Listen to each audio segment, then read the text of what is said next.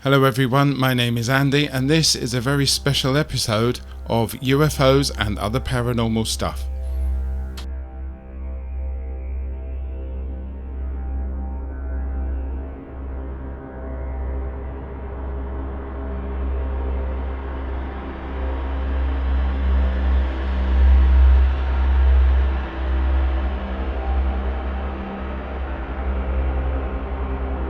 Hello there everyone, I hope that you're all enjoying your summer holidays or even your winter holidays if you're in the southern hemisphere. The podcast, as you know, is still taking a short break, but I simply have to record and release this special episode for you. You may remember an episode I recorded and released a few months ago called Tamam Shud, the mysterious case of the Somerton Man. At the end of that episode I said that I would update you if any news came through regarding that case.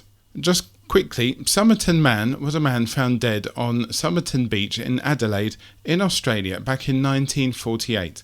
He could not be positively identified, but the mystery that grew surrounding this man and his death, and those who said that he could identify him, made this one of the biggest mysteries of the 20th century. A short recap would do the story no good, and so before I go any further, those of you that want to hear the full story, please go to my previous episode, Tamam Shud, the mysterious case of the Somerton Man. I fully suggest that you hear the full story before continuing with this special episode.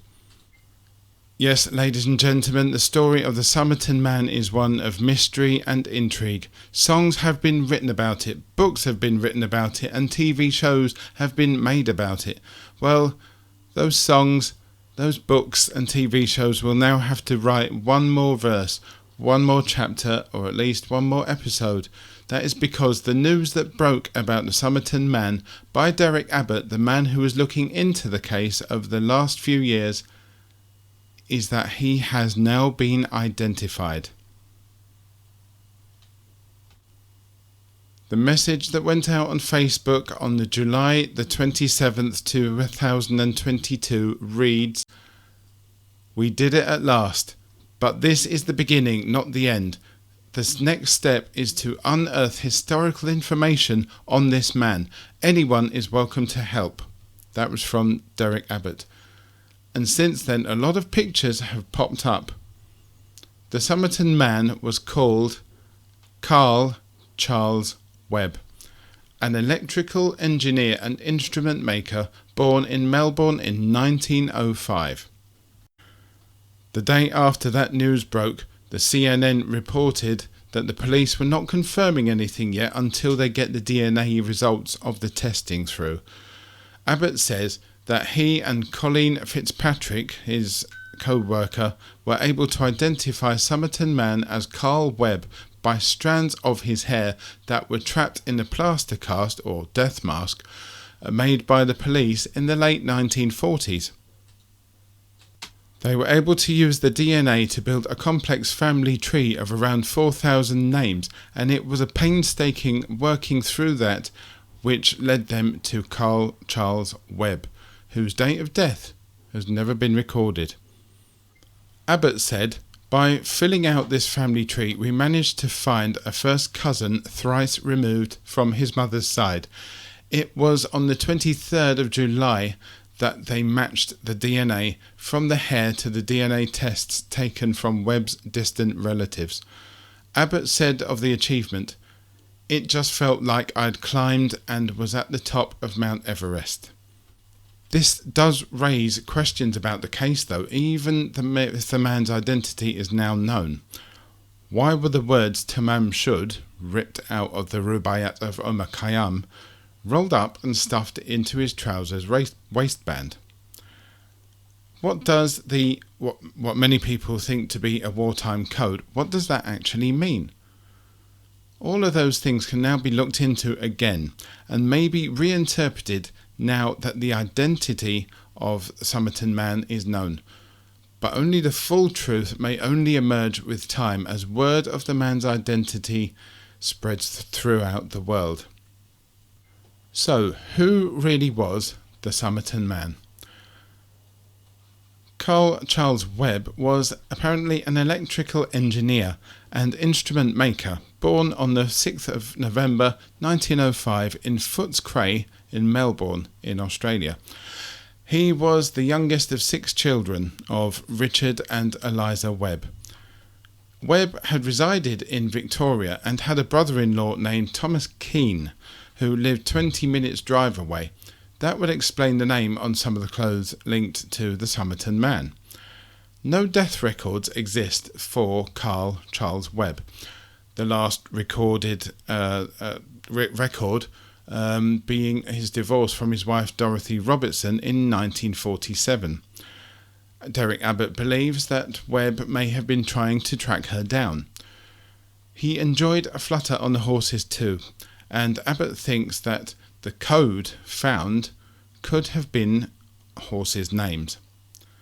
Webb also liked poetry and had written some of his own, which may explain the link to the Rubaiyat of Omar Khayyam, but it doesn't really explain why the words Tamam Shud was stuffed into his trousers waistband. I have many books and I've never stuffed any pages, ripped out or not, into my trousers waistband. It was thought that no photographs existed of the Somerton Man, but when ABC published photos of Roy Webb, Carl's brother, the resemblance was striking. They say no photographs exist of Somerton Man, but since his identification was confirmed by Derek Abbott, many possible photos of him have surfaced, especially on their dedicated Facebook page, including some newspaper cuttings of football games that he was involved with, a banquet for Engineering Day for the students of Swinburne College in 1925 as well.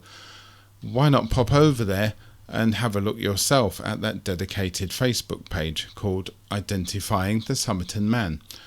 If you do have any more information on the case of the Somerton Man, you can contact Derek Abbott directly through that group. The identity is confirmed, but the mystery goes on. I will try my best to keep a lookout for any more updates on this case and bring them to you as soon as I can. So with that, ladies and gentlemen, one of the biggest mysteries of the 20th century comes mostly to a close, but not fully. As mentioned before, there are still some questions about the code, questions about who he knew, and even if he was an electrical engineer or not. After all, if he was a successful spy, as many people said he was, could the engineer bit have been something purposely placed by that man found on Somerton Beach to throw the enemy, the police, and even the scientists of the time off of the scent? There has even been some murmurings that Somerton Man is somehow linked to the Isdal woman.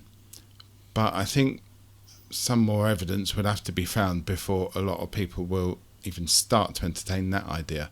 Meanwhile, if you find anything more out and also wish to make a donation to this show, please do let me know through the contact form and by clicking on the donate button on the website www.ufosandops.com. And let's get to the bottom of this mystery together.